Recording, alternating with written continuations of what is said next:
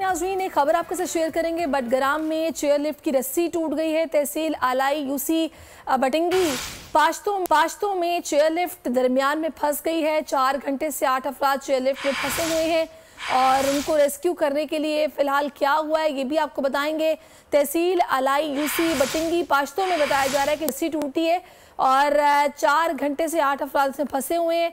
बहुत ही अजीब सिचुएशन है। ज़ाहिर है इन्होंने इतने टाइम से इनके पास कुछ नहीं होगा, ना खाया ना पिया, और परेशानी के आलम में ये बस अटके हुए हैं और ये रस्सी टूटी है चेयरलिफ्ट की। और अल्लाह ताला इनको बाहिफाजत इनकी वापसी हो जाए, दुआ है हमारी।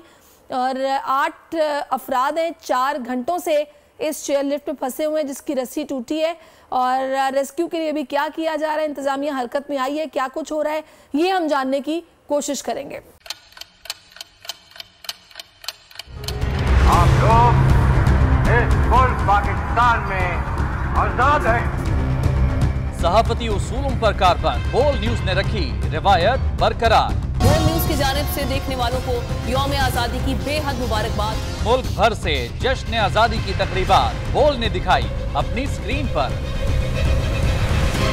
पाकिस्तान के 76वें यौम आजादी का जश्न बोल ने सुनाई पाकिस्तान जिंदाबाद के नारों की गूंज।